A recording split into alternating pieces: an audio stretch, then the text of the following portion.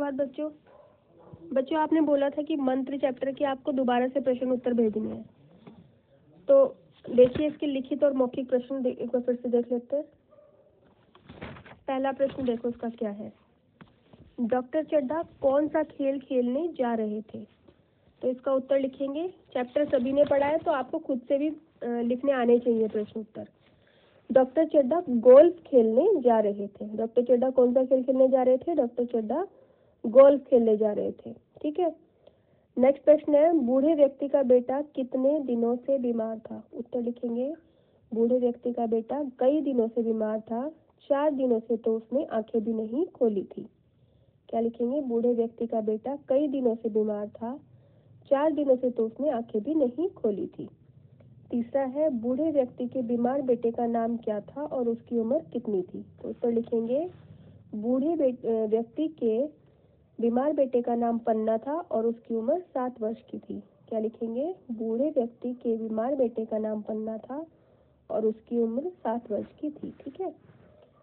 Fourth है, doctor Chadha के बेटे का क्या नाम था? उत्तर लिखेंगे। डॉक्टर चड्ढा के बेटे का नाम कैलाश था। क्या नाम था?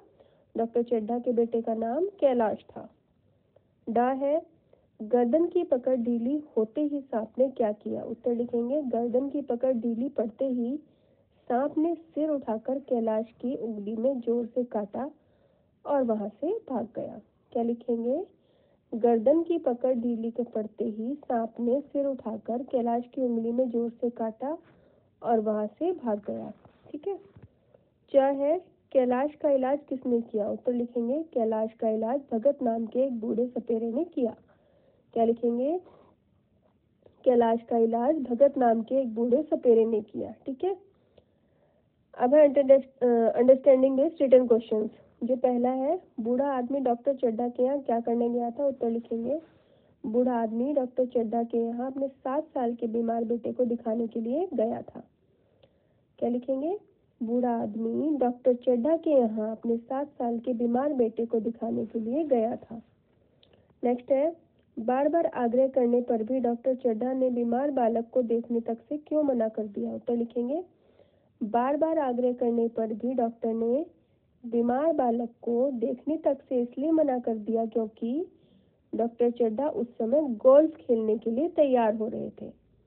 क्या लिखेंगे इसका उत्तर? बार बार आग्रह करने पर भी डॉक्टर ने बीमार बालक को देखने तक से इसलिए मना कर दिया क्योंकि डॉक्टर चड्ढा उस समय गोल्फ खेलने जाने के लिए तैयार हो रहे थे। ठीक है।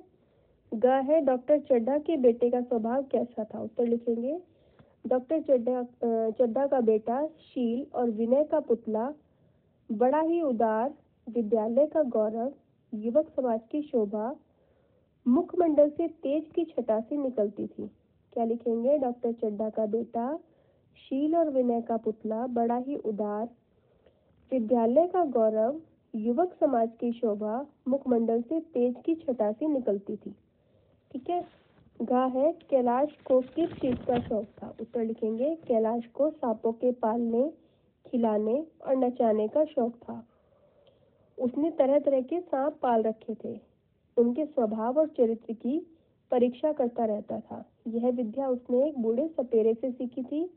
उसे सांपों की जड़ी बूटियां जमा करने का भी मर्ज था। क्या लिखेंगे? कैलाश को सांपों के पालने, खिलाने और नचाने का शौक था।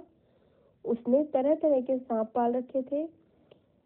उनके स्वभाव और चरित्र की परीक्षा करता रहता था। यह विद्या उसने एक बूढ़े सपेरे से सीखी थी। उसे सांपों की जड़ी बूटियां जमा करने का भी मर्ज था। ठीक है।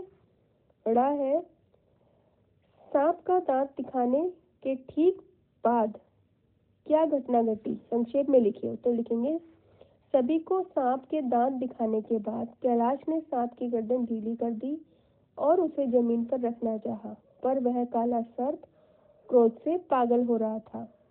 गर्दन नरम पड़ते ही उसने सिर उठाकर कैलाश की उंगली में जोर से काटा और वहां से भागा। कैलाश की उंगली से टप टप खून टपकने लगा। क्या लिखेंगे?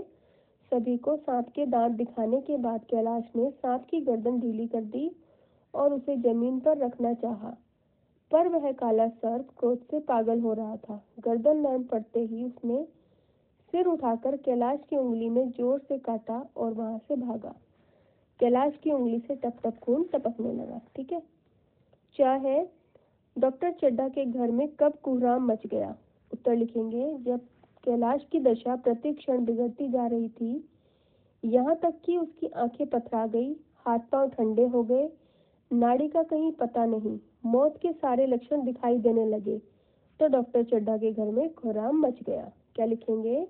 जब कैलाश की दशा प्रति क्षण बिगड़ती जा रही थी, यहाँ तक कि उसकी आंखें पथरा गई थी, हाथ पांव ठंडे हो गए थे, नाड़ी का कहीं पता नहीं, मौत के सारे लक्षण दिखाई देने लगे, तो डॉक्टर चड्ढा के घर में कोहराम मच गया। ठीक है।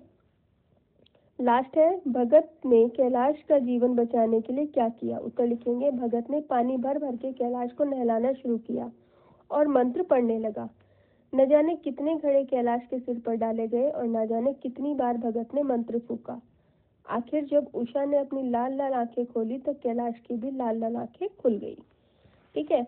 उत्तर लिखेंगे, भगत ने पानी भर भर कर कैलाश को नहलाना शुरू किया और मंत्र पढ़ने लगा। न जाने कितने घड़े कैलाश के सिर पर डाले गए और न जाने कितनी बार भगत ने मंत्र फूका। आखिर जब उषा ने अपनी लाल लाल आंखें खोली तो कैलाश की भी लाल लाल आंखें खुल गई। ठीक है बच्चों, तो ये काम आपको कल तक अपनी फेयर नोटबुक में कर लेना है। ठीक है। ओके।